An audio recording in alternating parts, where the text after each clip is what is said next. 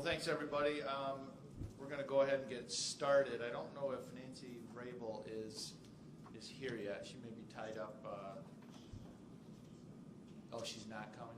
Okay. Well, I'll still introduce her as the new Department of Health and Human Services Deputy Director. So in the future, I'm certain everybody will have a chance to meet her. So then we'll just move right into the next item, which is an update by the City of Flint. Mr. Branch, if you could provide some comments, please. I guess the most pertinent update is about the lead service line replacement project. The second phase, the requests for proposals have gone out. They have been reviewed. 3 vendors have been selected. Those vendors were taken to City Council on Monday of this week, and it was approved at City Council. And now we are awaiting RTAB approval so that we can get work started on replacing the first phase of the lead service lines. The other thing I guess I'll mention at this point is the mayor is scheduled for a State of the City address August 4th, 5:30 p.m., City Council Chambers, 3rd floor, City Hall. What was the time again? I'm sorry. 5:30 p.m. Thank you. Commissioner Curtis, any comments from the county? Just that Mayor Weaver did sign and continue the partnership with the KWA. The KWA is completed now. It's in testing mode, and because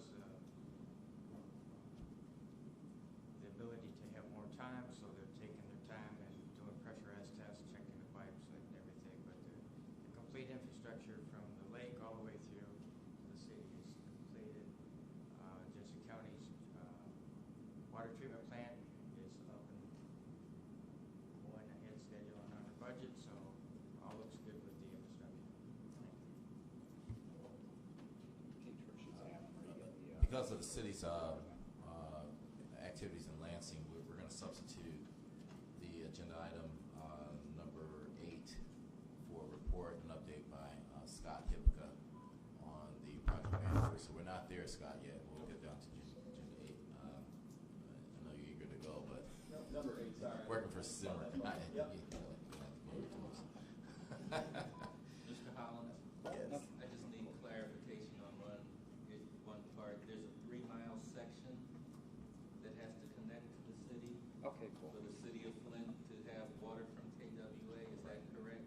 That's correct. And what we should probably do is we can hold that off to the KWA Yep. report and have those questions contained there. Thank you. Okay.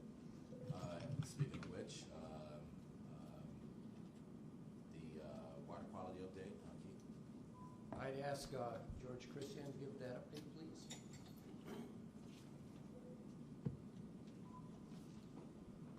Good morning. The main thing that I have to report today is we are in the process of completing the collection of the samples for the 3rd round of the extended Sentinel program.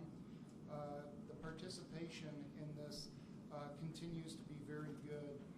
Just during the first 2 days of the collection process, we were able to get 140 samples, and we expect to probably have in the neighborhood of 170 to 180 collected in total for this particular round.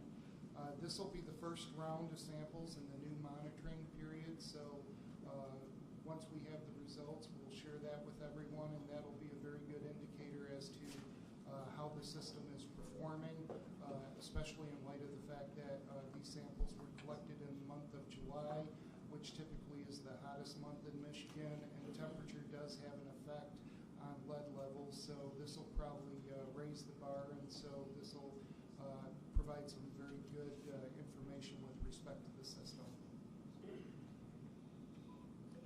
Mr. Hollins, if I may, the other thing I'd add to George's report is on August 14th there is scheduled a data review again with EPA, very similar to the one that happened. I believe it was back in April, so those that are generating data will look at it from a scientific analysis and look at the overall health of the system. Any questions for Keith or George? Dr. Mona?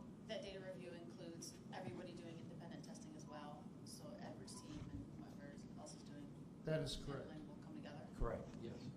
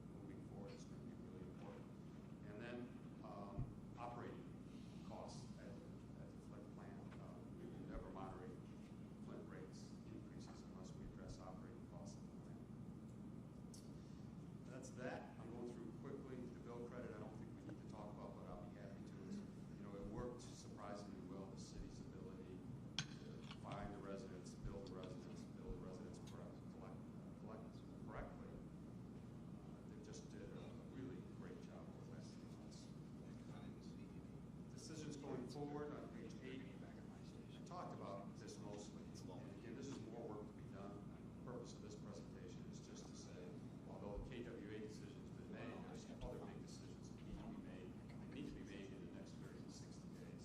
That's the point of this presentation. On page 8, there are 3 decisions. Again, do we stay with KWA? That decision has been made. So now, for the primary treatment option, do we use a Flint treatment plant so we get raw water from KWA? We get the water treatment plant up and running? Regardless of decision made here, that there will be a role for the Flint treatment plant. It's really important. But will it treat raw water, or will it be used to distribute water to residents? Certainly, under any scenario, pricing customers will be determined by the city. So we can either expand Genesee County's treatment facility, or we can use the Flint water treatment. There's plenty of pros and cons. We talk about that in more depth later. And then the backup water source, and this is a combination. Once you decide the primary water source, then it can be on-site impoundment at the city, the county. You can expand the county's reservoir. It can be a combination of both. On page 9, just a few minutes on the primary water treatment option. There's a lot of work that needs to be done, but just at a high level, because investments have been made in the Flint treatment plant, there's no real capital to get it up and running. There may be some, but not a lot of capital to get it up and running. It's more an operating issue, being able to operate the plant effectively and efficiently for both regulators and for the residents of Flint. And if you choose Flint for the water treatment plant, it's going to be higher operating costs. I'm convinced probably a couple $1 million a year on an operating basis, cheaper to expand the Genesee County treatment facility. So it's upfront capital versus ongoing savings. And again, because construction and everything else takes so long, if we're going to expand Genesee County, 24, 36 months, decisions have to be made relatively quick by the city. Backup water supply on 10. We'll save that for another day. So next steps, just to finalize. Again, we need to focus on water bills. We've got a really good diagnosis of what the issues are, but we don't have a plan yet in place to moderate future increases. I've talked about some of the things we have to address. The city has to address, we'll assist in any way we can, primary backup water sources, and how do we finance that effectively. And then we just have to continue to monitor and help the city on the financial health of the water and sewer system. So with that, the final recommendation is this is it. The KWA subcommittee will be folded into the Water Infrastructure Committee. Any questions? Did I stun everybody? Mr. Hollins, the question still remains. Absolutely. Yes. So, Keith, you want to talk about the engineering of the 3 Mile? I mean, I can talk about the financing of the 3 Mile, but you want to talk about the operational issues? Sure, and I'll ask Bryce to jump in. So, Dr. Reynolds, my understanding is that there's a 3 Mile, 36-inch pipe for about $7.2 million. $4.2 million of that is coming out of DEQ's budget. There's about $3 million that'll be financed over time. There's been conversations with the city. We're in total agreement.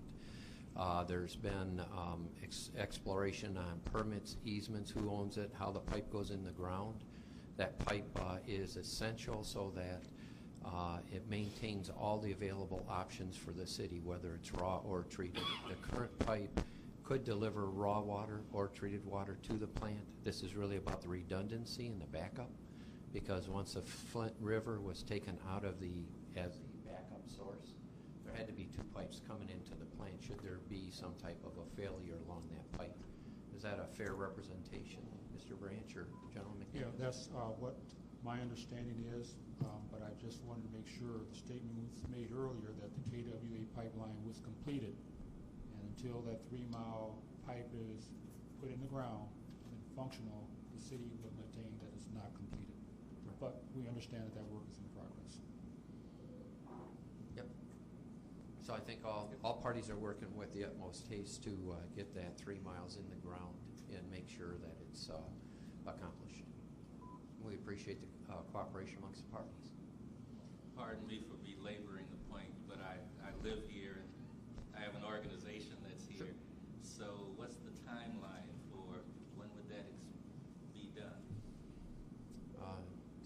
else have a better timeline than I? Genesee County put the money together for the engineering and design of that pipe. And we have it out to bid, or it's under process right now with weight trim, and we hope to have that back by August. At that point in time, first part of August. At that point in time, we'll meet with the city of Flint and get with the state and all the shareholders, and the determination will be made as to who's going to be oversee the installation of the pipe. So directly, Doctor, to your question, the timelines I've seen is somewhere between 10 and 13 months for completion of that 3-mile stretch. Is that fairly consistent, Jamie? Any other questions before we move? Just one other clarification. So we solved a lot of problems. We appreciate the city's help trying to figure out who owned the easement. It was going to be an additional 6 months if the railroad owns the easements. We did some early title work. I know DEQ staff's already been looking at permits and trying to solve some of those other issues that may result in time delays. So it's been a very proactive collegial project. Dr. Tishon? In regards to the water rates, so you said that if nothing changes, the water rates will double in the next 5 years. So that's with going forward with the KWA plan, they will double. Yeah, that was with the base KWA plan and water treatment at the water Flint facility. Yeah. So was that known prior to, I mean, like, was that the same expected rate increase if we were to stay on Detroit? No, it's much, we showed in the report last time that it's much higher to stay on the Detroit system. It's all relative increases because the wholesale rate Detroit was charging was so much higher than the rates that's going to be charged under the KWA treatment option. So it would have been even higher if the city had stayed on the Detroit system. Now part of we talked about this last time, part of the increase is the things I talked about. Part of the increase, expected increase, is that rates haven't increased for the last 4 or 5 years. They've been essentially flat for a while. Despite Flint residents paying the highest rates in the country? Yeah, they were high, but they haven't gone up the last few years.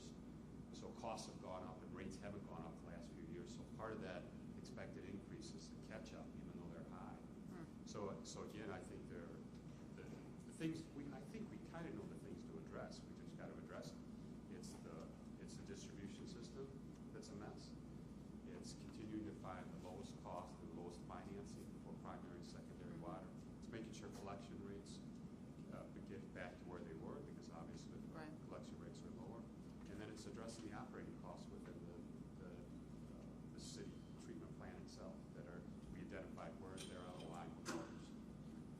Seems like there'd be opportunities of scale to go with the Genesee County treatment plan, and Sorry. opportunities of scale going with the Genesee County treatment plan rather than Flint treating water on its own. Yeah, I think there's a lot of work to be done, but at a really high level, again, as the finance guy, not an engineer guy, there's a bunch of money put into the Flint treatment plan a few years ago. So that if we're going to go to Genesee County, certainly you have scale, and so that really would help. But you have to put more capital up front if you're going to go with the Genesee County. But you get annual savings every year because of the economies of scale. Right. So it's a trade-off between two issues: upfront capital versus ongoing savings. And then there are the operational issues about the requirements, the staffing requirements, the operational capability requirements to run a treatment plant at Flint. And those are things that regulators will look at, and those are things we'll have to look at. Mr. Branch? Yeah, just a point of clarification. I thought I heard earlier that the expansion of the Genesee County treatment plant, if it did in fact take place, would be 30 months or so. Yes. Okay, and that's like 3 years. And then also just heard that the 3-mile pipe would take up to 13 months. That's another year. When in fact will and where will the city of Flint get water from during that time frame? That's the issue. That's why I'm bringing it up. That's why the longer we delay the decision, the harder it's going to be. So, Well, it looks like no matter when we make the decision, there's a 3-year window there where the city of Flint still needs water. So, and our only alternative is to continue to get water from Detroit. We have no other choice. Yeah, it's clear, I think it's clear to everyone that Flint will continue to receive water from Detroit to at least the end of 17, October, November, December of 17, under any scenario. And so I would just add on to that answer is that those aren't necessarily sequential timeframes, Mr. Branch. While that pipe is being completed, then there needs to be substantives and direct conversations with the city as to how you would like to determine your primary and secondary water sources. But it's not a sequential type situation. And to the state treasurer's point, the sooner we can make that decision, the better that would be. And I think that Nick presented some information saying per unit cost is reduced if you can spread capital costs amongst broader users to Dr. Mohan and Atisha's question. I do have a question on the treatment facility. So 30 months has been put out there, and I'm a little confused. I thought the treatment facility would be up and running, ready to go at the end of 17.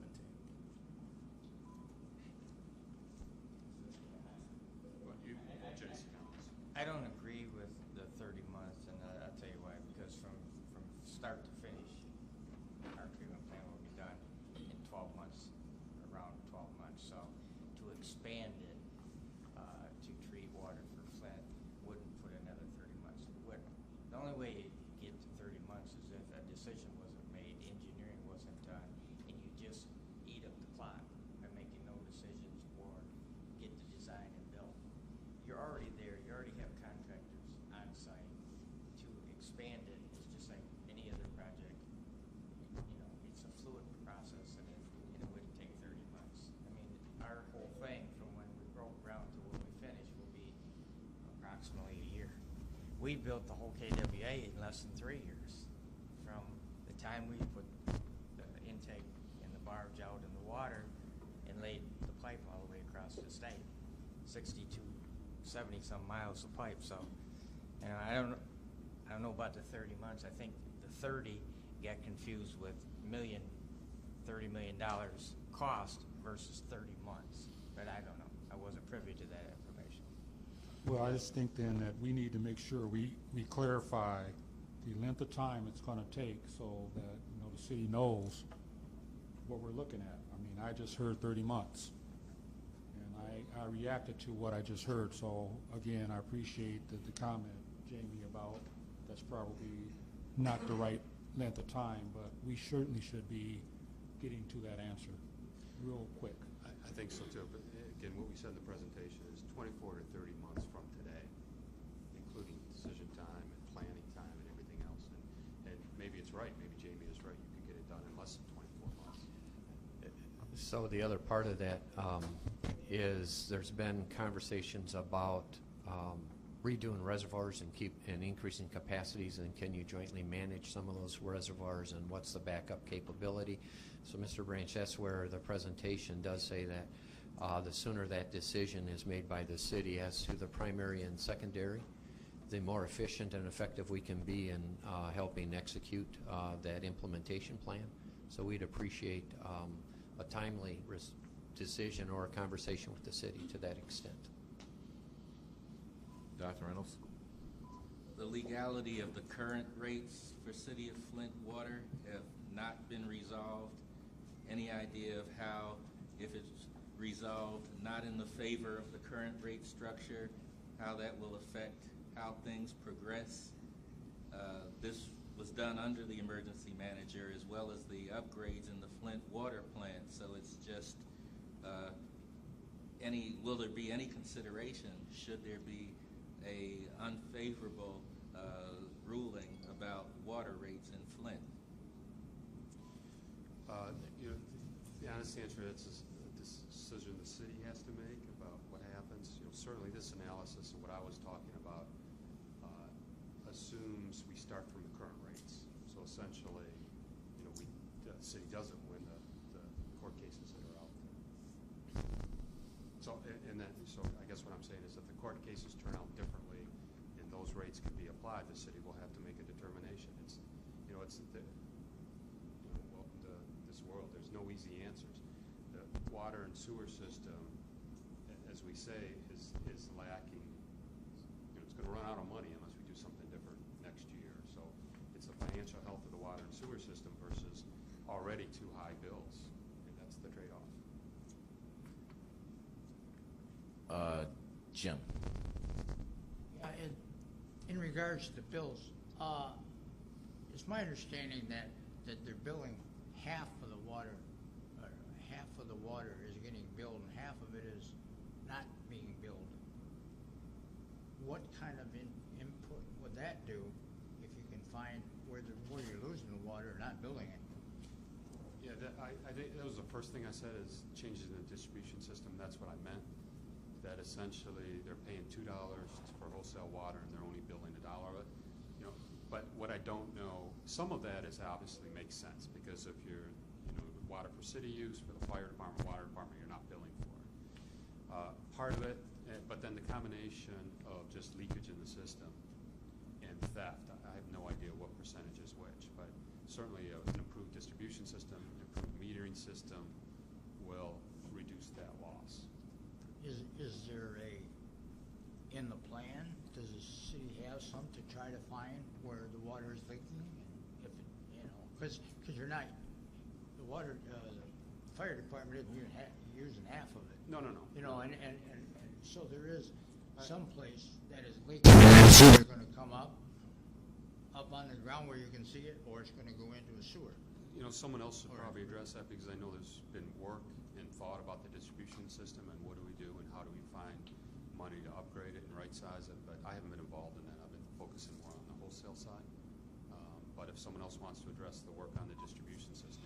Mr. Hollins, to that point, there is a distribution system optimization RFP, which the city is really close to releasing. And in fact, it's going to address all of those issues: water loss, water leaks, meter loss, meters that are bypassed, all those issues and more. And so there is a plan in place. So we're working with the city to finalize that RFP now so we can get that out there and get working on that.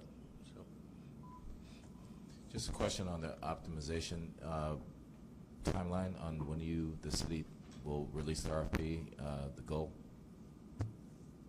We're very close. Frankly, it should have been out by now. We should have it done within a couple of weeks at the absolute most.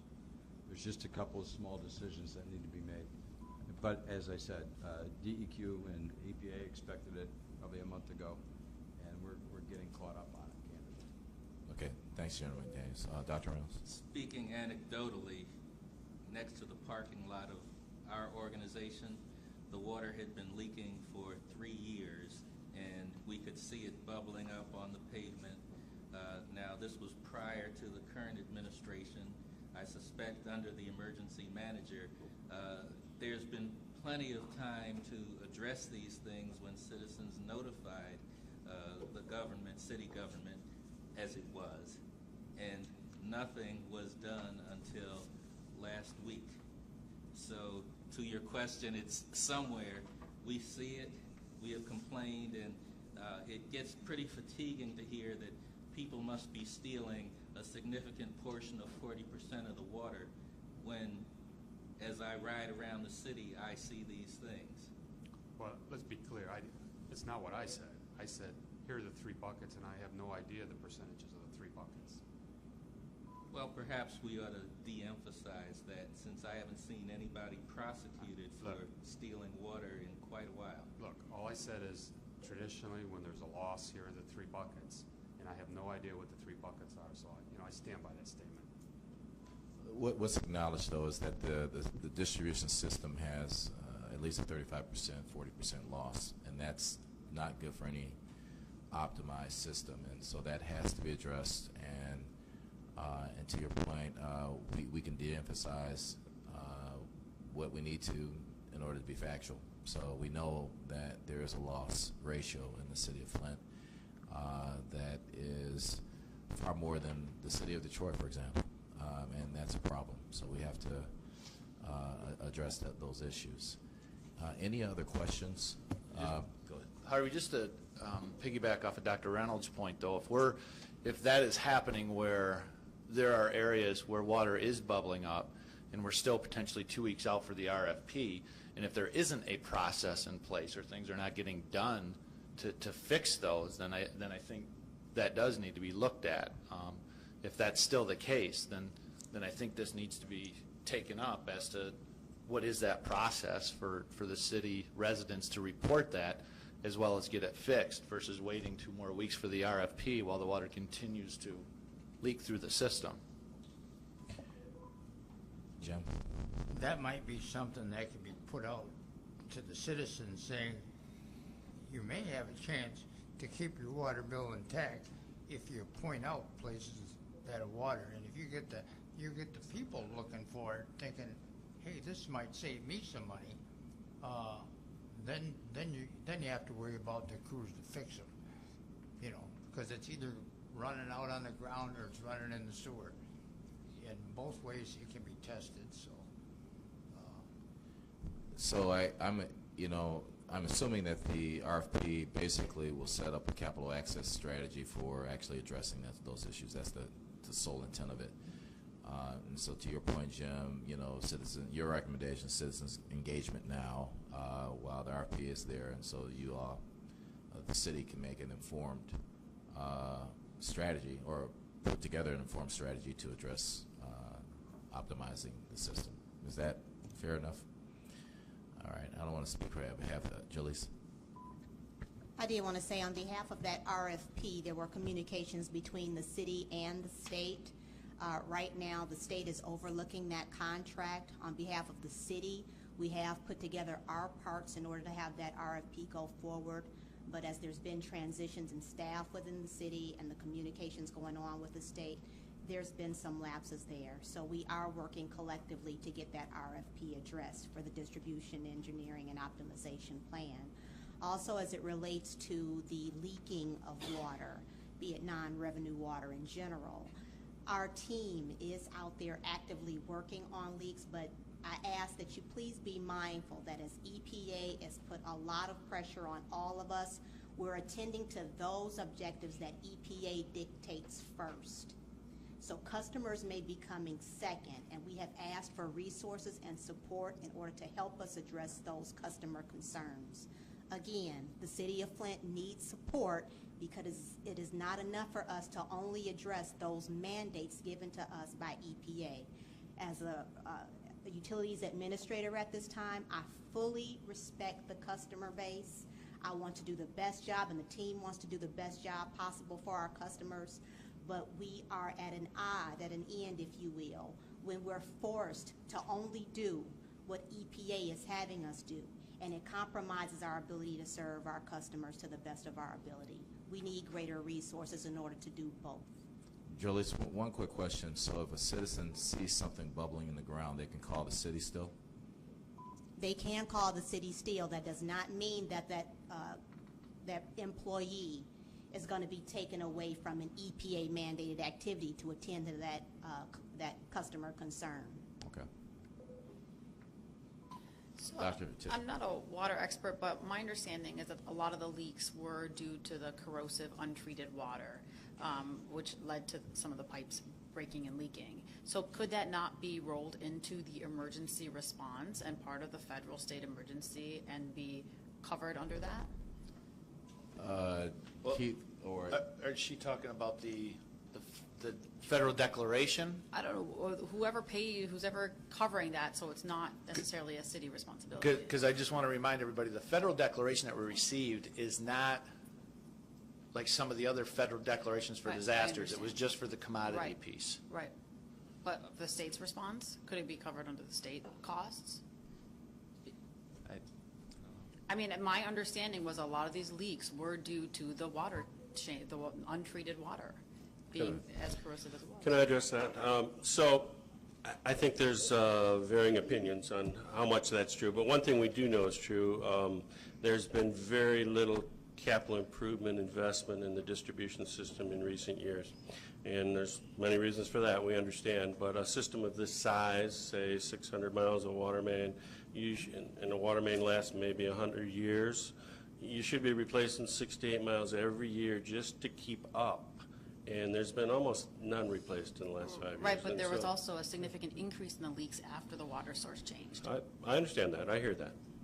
So I'm saying that's one factor, but it's not the only factor. Right. So, Jim?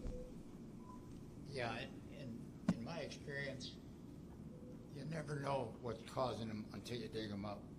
You know, and a lot of times we knew what it was, and once you dig it up, like in medicine, you'll say, oh, that's what caused it.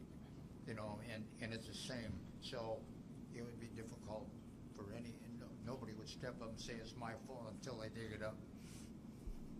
Is there information on water loss due to mainline breaks that we can go back over time? Because it'd be nice to know the history on this, and you know, and there's nothing like that. I think you've mentioned that. We log it in the county, and there's averages, and it's just historicals and everything. Can you use your mic for The county logs every break, and there's an average, industry average of water loss, and you shoot for 0, but you end up with a number.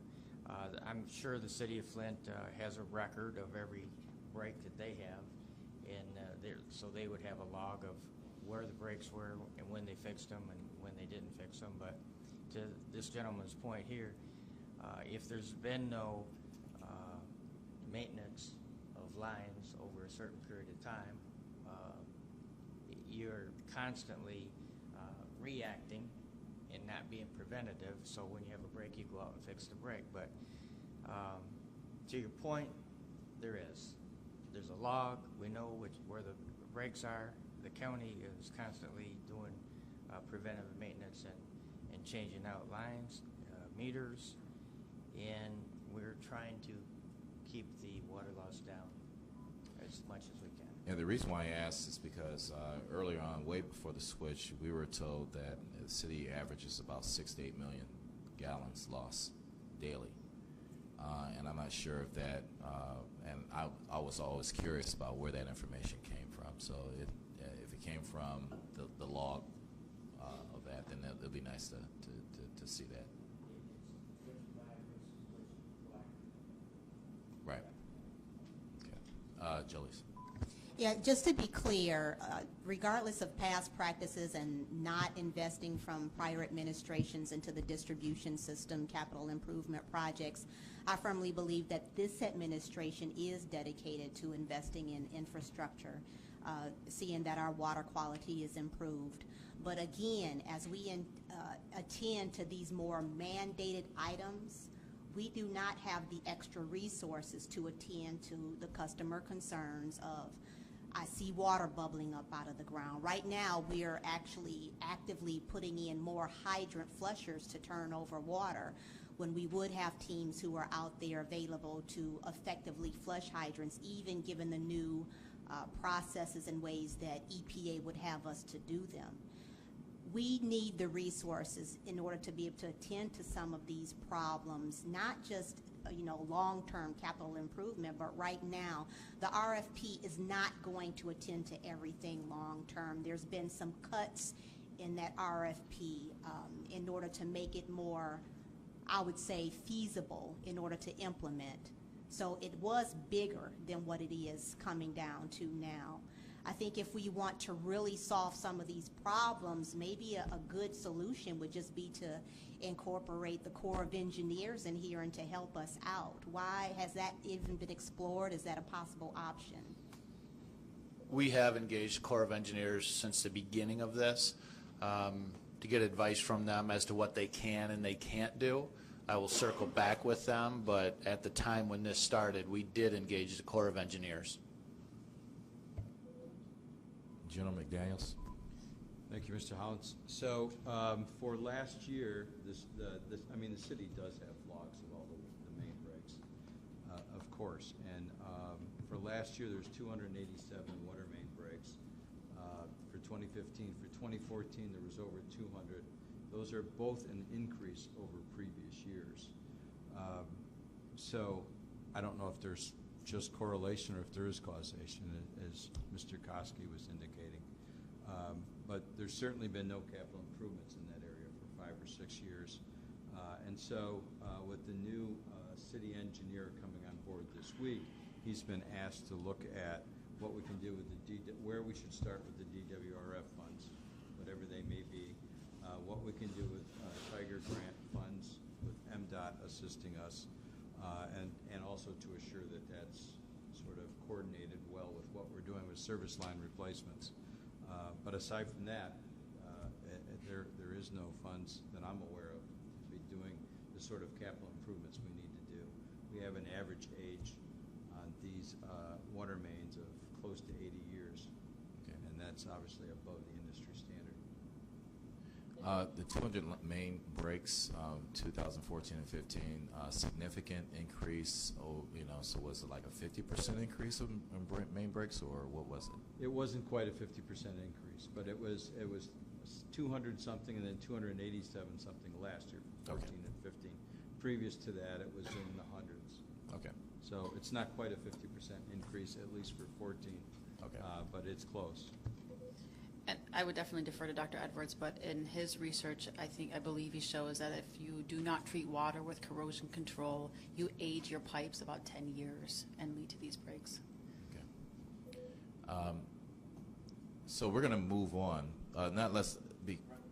You go ahead. So those numbers the general shared were from Road's reliability study, and they attribute those increased breaks to a cold winter, and those were shallow buried lines. So that was the cause. I'm not saying they're correct, but that was their analysis of those increase in breaks. So.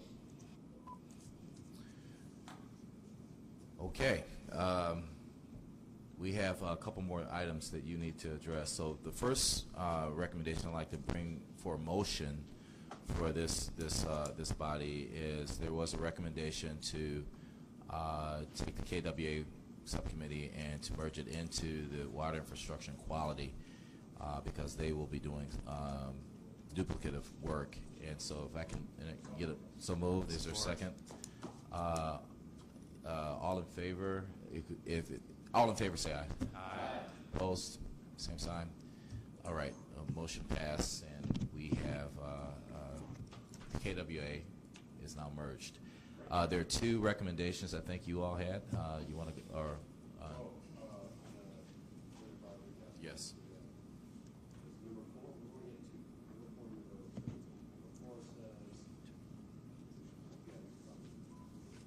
Do they have it in front of me? Yeah, we sent all that information out. Good.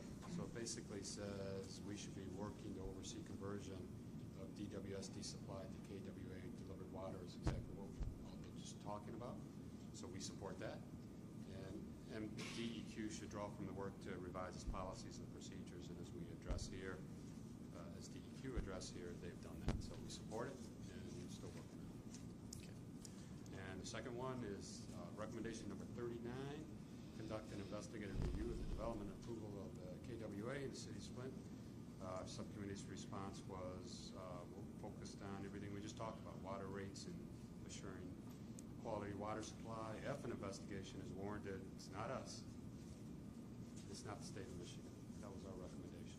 Okay, so those are two Flint Water Advisory Task Force recommendations that Dr. Reynolds happened to sit on that advisory task force. And so we will, again, you have those recommendations. It's not for discussion. It's just the subcommittee recommendations to this body. And so we will be discussing that as a body in terms of accepting that or rejecting those recommendations as a body going forward. Yes. Just as a point of clarification that I'm sure my other four guys would ask, there's the time when the pipeline is finished, the plant is ready to be up and running, and then that comes into the regulatory issues where there has to be a period of time for testing the ability to process and distribute water.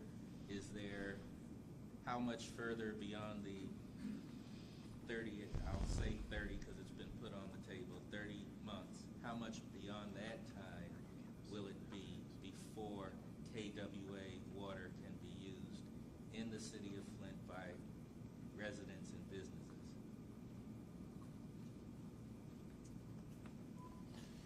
So, Dr. Reynolds, let me take a crack at that. So the EPA 1431 order says that there will be no change in water supplies unless they approve it. And in our conversations with EPA, I think it's fair to say that they're looking at 2 to 3 months of running a plant to assure that it meets all the parameters and all the expectations for the citizens of Flint. And so that will be a joint and collegial decision made between the City of Flint, EPA, and DEQ to assure that those water quality standards are met. But at least from the conversations that we've had collectively between the city, EPA, and DEQ, it seemed like they were talking a 2 to 3 month, quote, they call it a shakedown period, to assure that the plant can run at any capacity. Okay, we'll move on to the Water Infrastructure Quality Subcommittees for their response to the Advisory Task Force. Go ahead, Keith. And Mr. Hollins, I'd ask Bryce to do that because he's done a great job providing leadership in that group. Thanks, Director, and thanks to all of you. So we had 5 recommendations that were assigned to one of our 2 subcommittees that we help manage, or the Director helps manage. And we actually met as a combined group, water quality and water infrastructure, to process these recommendations and responses. And I noticed in the email that came through, I guess yesterday, they were out of order, but we will take them in order. So R1, R2, R5, R41, and R43. All right? So we're going to look at R1 first, which states implement a proactive comprehensive cultural change program within the DEQ, specifically its Office of Drinking Water and Municipal Assistance, to refocus the department on its primary mission to protect human health and the environment. DEQ should aspire to become a national leader. And our subcommittees agreed with that recommendation. And the initial response is in 3 primary areas. Number 1 is leadership change. Most of you know that we have changed directors. Keith Cray has been leading our effort since day one, and even though there's another leadership change in terms of a director for the DEQ, we're pleased that Keith is going to continue on leading this Flint water effort going forward. So that's a huge change. And we will soon announce a new deputy director and a new division chief for the Office of Drinking Water. And so leadership is an important aspect of the leaders have to articulate that cultural change if it's going to happen. So that's step 1, leadership change. Step 2 is the subcommittees believe that we need to have a closer alignment with public health. And we agree with that. Toward that end, we have recently completed an MOU with DHHS, and we have been meeting more routinely to share health-related, water-related information. And so that's an initial step in that regard. Some folks hearken back to the days of public health when the drinking water program was primarily a consulting engineering program. And I can relate to that because I started in public health as an engineer. And I too have those nostalgic feelings that shape the way we work and think. But when I set that aside, I also know the world has changed drastically since then. So when we were doing that kind of work, we didn't have a total coliform rule. We didn't have a lead copper rule. And so we have more regulatory responsibilities today than we had back then. So the world is much different. Nevertheless, as Keith has so articulated so well in front of Congress, while we do have more regulatory responsibilities, we need to look at those regulatory limits and lines as a floor, not a ceiling.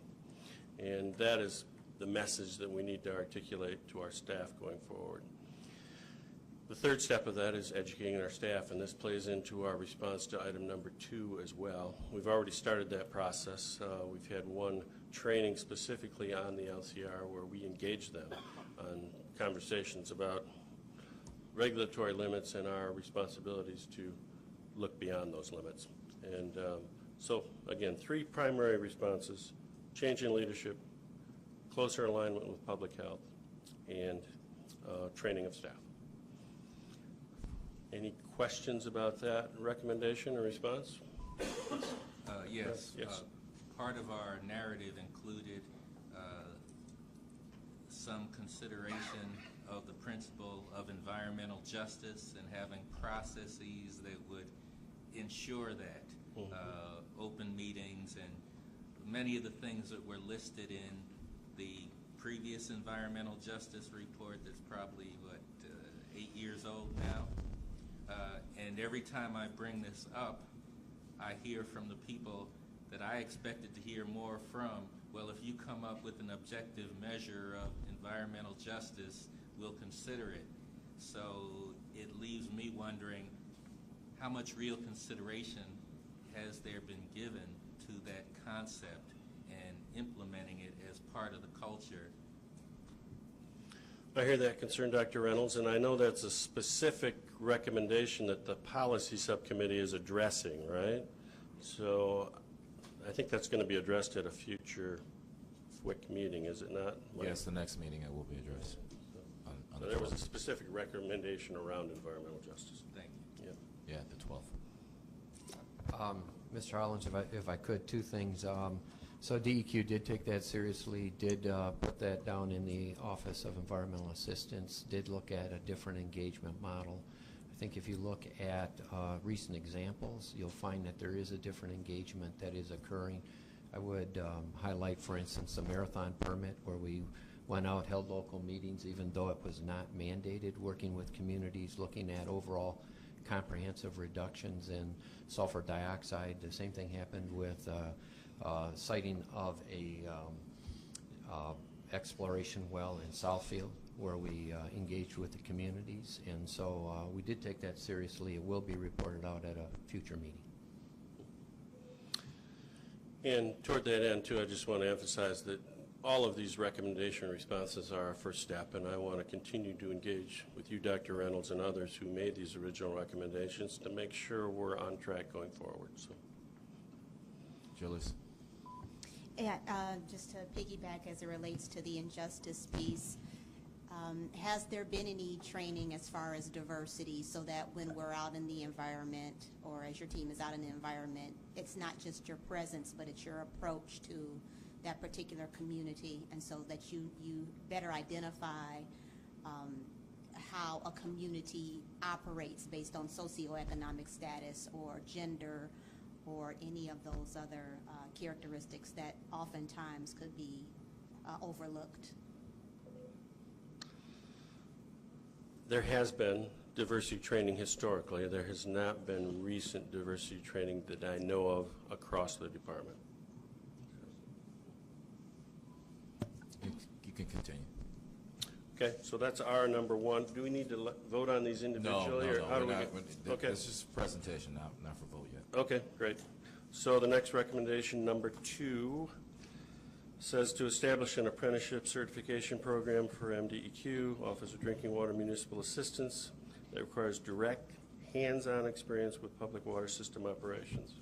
MDEQ, Office of Drinking Water Municipal Assistance, employees responsible for water system regulation and Safe Drinking Water Act enforcement should have access to certified operators and subject matter experts, for example. So the subcommittee's agreed with this recommendation as well, and I want to credit Nick Pizzai, a member of our subcommittee and an expert water operator, and also Richard Benzie of our staff, who articulated and drafted much of this response. But it's around 4 areas, so we agreed that we need to do more hands-on direct training in these particular areas, knowledge of source water quality and the specific public health concerns associated with different source water qualities, the design and process of different treatment and distribution systems, and then, again, the hands-on direct experience with water treatment plants and distribution system operators. Some of you know that historically we did more of this years ago, and we need to get back into that mode where we have that direct on-site experience. And then more experience and training in the area of the regulations themselves. And so even though some of that was listed as a concern here, that's all we did, that's still an important aspect of what we do as a regulatory agency. Many people have said we need to do more enforcement and have more of a regulatory approach. The reality is we need a balance. We need people who are proactive and looking beyond outside regulations for public health concerns, and we also need people who are looking at the regulations and what they require. So we need both. So it's not an either or from my perspective. To accomplish these things, we're going to deal with some of the training folks we've dealt with in the past, experts from MSU, U of M, University of Wisconsin has many water treatment training courses and other things, but particularly we're going to require every drinking water staff person to have a training plan to address all of the items we're talking about here and to make sure that they have that hands-on experience. And the way the recommendation read originally as I shared it was to develop this apprenticeship program. I'm not sure that's quite the right word, but the point is there's tremendous mutual benefit for operators as well as state staff to work together on these things because they both have knowledge and information to share, and just that engagement, that routine engagement is really important. So we've already set up a mentoring program, and we are reaching out to certain public water supplies right now to develop that direct hands-on experience. So in summary, that's what it is. More hands-on experience, more training in regards not only to the regulations, but to the public health aspects of those regulations. So, any questions on that?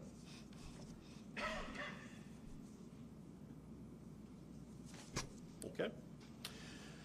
Number 5. So this one was assigned to both the policy and the water quality subcommittees, and actually the policy subcommittee has the lead, and you all saw what they did so far as drafting that letter that we sent to the EPA administrator, encouraging the EPA to follow Michigan's lead in developing more stringent lead copper regulations. And the water quality and infrastructure subcommittees agree with that. But in addition to that, you'll see that the Water Quality Subcommittee believes that they would like to be involved in the review of that draft legislation because there are many folks who are very knowledgeable of those issues, and so they just want to have some input into that. So that summarizes that recommendation. Any questions about that? Okay. The next one is R41. And this one has to do with developing a model lead service line replacement program. And we agree with this recommendation, and actually the way the subcommittees approached this is, first of all, they started with the good work the city did in developing their recent RFP for lead service line removals.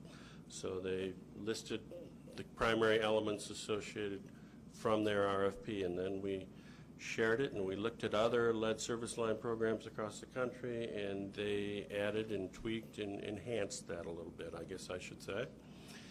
And essentially 10 primary areas. So one is a pre-construction communications plan. The second one is to make sure we have adequate valve control before we go into an area to do this work. In case things go bad, we can shut things off. 2 is pre- and post-construction sampling.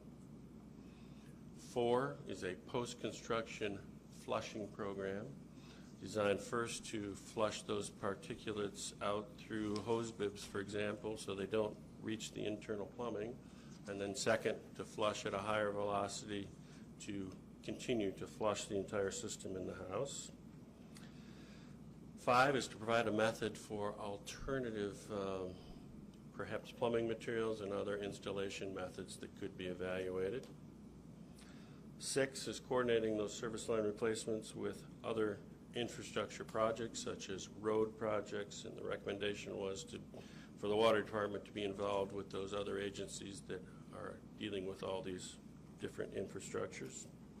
6 was to coordinate the service line replacement with 7 was to prioritize those lead service line replacements first where water main replacements are occurring because it's already exposed, and I know the city's already trying to do that with some MDOT projects right now as we speak. And then second, where residents, we believe they have a higher exposure to lead, either because we know they have high blood lead level results or other informations that would say that these are areas that are most adversely impacted. 8 is to streamline the permit processes and minimize the fees associated with this work. 9 has to do with developing a system, a database was recommended here, to collect all of the information gathered by contractors about the site-specific information. And 10 is to require that only complete service line replacements be allowed. And this is one where the subcommittee said we really need the help of the policy subcommittee or this FWICC as a whole, because the reality is we don't have the legal tools in place at this point to require that. Even though we know that's good practice, that's best practice. So that summarizes their recommendations. I know the general's been very involved in all this work. Anything you want to add to that, Jim? Thanks, Bryce. No, I appreciate seeing these written down like this because it'll be helpful for us. The first 8 are all things that we have incorporated and are doing, either have been directly incorporated into the RFP or have been added to our processes when we work with the contractors based upon earlier guidance we'd gotten from DEQ and from EPA. We have not created a database yet, but it's our intent, number 9, our intention to do so. And I'm still rather ambivalent on number 10. That's frankly due to the lack of funds we have to replace service lines.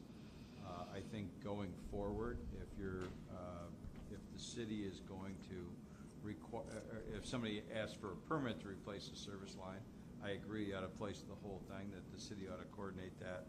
But we think, and again, this is an estimate because of the records that we have or don't have, but we think that our that 70 or 80% of the lead service lines are going to be partials. And if it's lead to copper, then we're not intending to replace the copper at this point in time. So if you could just explain why it's not necessary to replace the residential side if it's already copper, I'd appreciate it. We weren't talking so much if it's copper, you're absolutely right. So we were thinking if it was lead or lead galvanized or any combination of those two. So. Yeah, we fully agree with that. We still have not resolved, as we're going forward, a policy question if it's galvanized to galvanized. Yeah. There's less possibility of lead, but recognizing that galvanized gets really ugly over a period of times with corrosion and could trap lead from other sources. We'd like to address that. We just haven't given it as high a priority as lead to galvanized or lead to lead. Right. And the real issue there, of course, is the goosenecks are often lead, as we know, from the water main to the curb stop. But then if we discover the customer's own portion is lead as well, there's no real authority to require that in most communities. Some communities have that authority, but in most communities there's no real authority. That's kind of the big issue around that, which is why we need some help in that regard. Okay. I would just say with that clarification, we certainly support it. Thank you. Thank you. And the last one is R43, which is to use the occasion of the Flint water crisis to prompt local and state reinvestment in critical water infrastructure while providing mechanisms to advance affordability and universal access to water services. And our response to that is we certainly agree, and toward that end, the Water Infrastructure Summit in Flint is being planned. I've shared that with this group before. We now know it's going to be in the spring of 2017, and it will be in Flint. And it will focus on certainly Flint issues, those issues that are shared by many cities across this nation, aging infrastructure and declining populations and other things. But it will focus on Flint particularly, with the idea of bringing those innovative ideas to share not only for the benefit of the city but for others. And so that's a big thing we're looking forward to, and we're looking forward to working with the city on that. Well, Case, you have a comment? I was just going to agree that the city's very excited about that as well. Obviously, these are all problems that all cities, major cities in the United States are facing. We just happen to be facing them all at once in a condensed frame. So if there are lessons to be learned by other cities, we want to help share them. So that concludes my presentation, Mr. Hollins. Thank you. And so again, you have these recommendations. We will bring these and the prior recommendations up for discussion and for your final vote in terms of approval. So we'll have more discussion on these recommendations, the ones we've already presented, the next time we meet, which is on August the 12th. The way the schedules work is that the Communications and Policy Committee will go on August the 12th, as well as the city. The city's not here because they're dealing with an RTAB issue in Lansing right now, so we'll push that back to the 12th, and so the final discussions on the prior reports will occur at the next meeting, and the final discussion on the communication policy and the city recommendations will occur on the 26th of August. So if you have more questions for the Water Infrastructure Quality Subcommittees, or KWA, which is now part of Water Infrastructure, we can table those discussions for next week as well. Please look over those documents and really be ready for a vote for approval the next time we meet.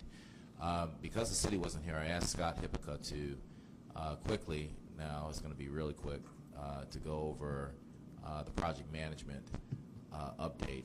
And we probably should include that as part of the DEQ, or the water quality update when we first start these meetings, as a recommendation from this committee that we give an update on water quality. This probably should be part of that update. And you probably can't see that document. We did not pass this out to you in advance, so Scott, you're going to have to do more verbal and explanation of all these, because I can't see anything from this.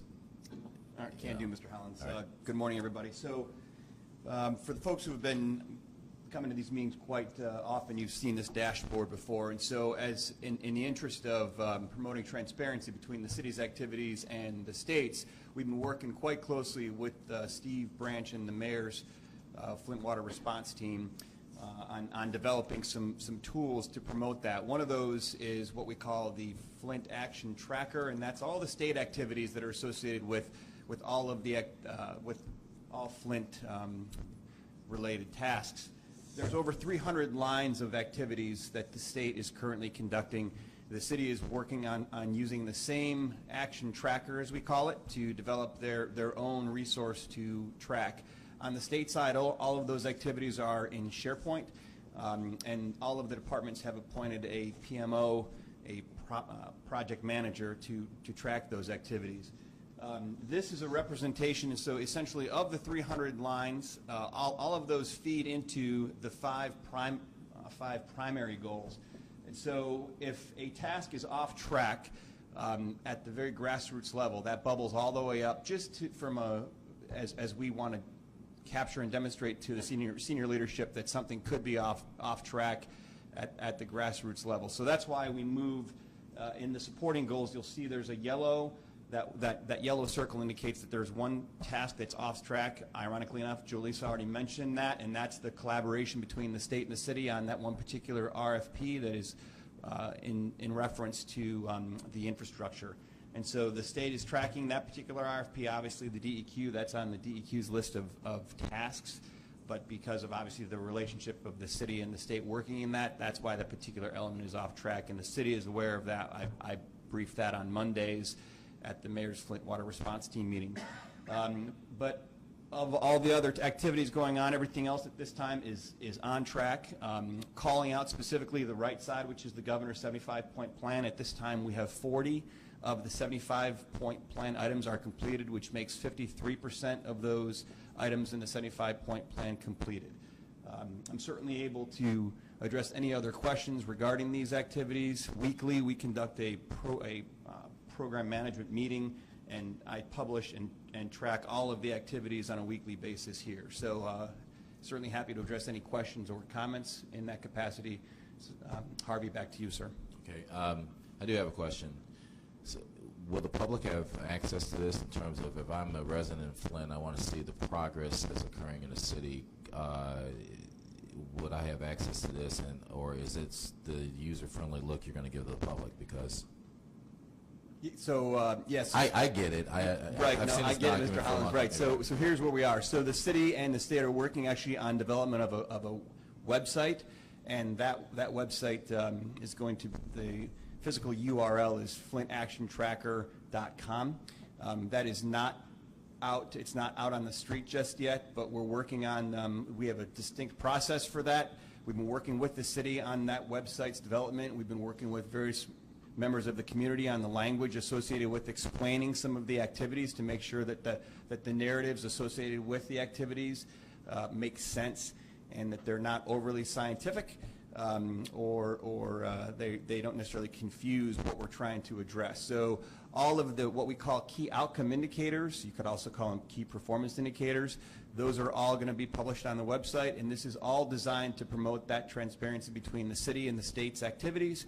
And as I mentioned earlier, and if you would have seen Steve's face, he was actually smirking because him and I we work, I'm sorry, smiling yet, we work, right, smiling, thank you. We work collaboratively. We work very, very collaboratively on trying to make this website come to fruition. And so the city, we've got actually the city's public affairs person. I'm blanking on her name, Mr. Branch. Yeah. So next week we'll be working with them so they can get a look at it as well, and then we'll be bringing that back. We've been working with all the state departments, all their program managers and their teams on the actual language associated with the narratives. Harvey, does that answer your question? The follow-up question is, what's your expected timeline or date for release for this website? Yeah, our target right now is the second week of August, if not sooner, to have this rolled out publicly. Great, that's super. All right, I thought I saw your hand up, Mike. Nothing, okay. All right, thanks, Scott, for that. And so we'll include this update at the future meetings that we have with this committee. Again, the communications and policy will be next week in a review of previous subcommittee recommendations. Not next week, but on August the 12th. Both August the 12th and 26th meetings will be at the University Center's Happening Room, so back downtown at U of M. And are there any other last-minute concerns or things that anyone wants to bring up before we wrap things up today? Dr. Reynolds. Point number 8 that was in the DEQ plan. I appreciate everything that was done because it truly reflects the spirit and the word of the recommendations that came out. But point number 8 about fees, in the past there's been emphasis that fees must finance the regulatory work of an organization, and I just wonder if the state police worked that way, would they be satisfied, and would that be sufficient to ensure public safety? And I would say that ask the same question about DEQ's enforcement organization. If it's not adequately funded and it's only dependent on fees, will we get what we want? And that may be more of a policy issue than a DEQ issue, but to help them do their work, I think that's worthy of consideration in policy. Okay. Mike? Sorry, Dr. Reynolds, I can't help myself. As the director of the former director of the department who regulates all professions and facilities in the state, we are fee-based. It is a sort of a philosophical move in state government, not just in Michigan but nationally, but those regulated should cover the cost of their own regulations. I'm just saying it. As a physician And who you pays pay the for cost a of license, yours. Yes, I've noticed a significant change in fees, but also And our department thanks you. Yes, but also when that organization is actually operational. And yes, it's a philosophical position that affects policy and perhaps is worthy of considering alternatives. Okay, to that point, if any member of this committee have additional recommendations to the items that have been brought up. In terms of those recommendations, I would encourage you to send your thoughts or your comments to the chairs of the committee. And what we can ask Stacy to do is to resend out the names of the chairs so that you have those. And so if you have those recommendations for our final discussion that will occur on the 12th and the 26th, they'll at least have them in advance for that discussion. So I think that's a good note to end on. So thank you very much.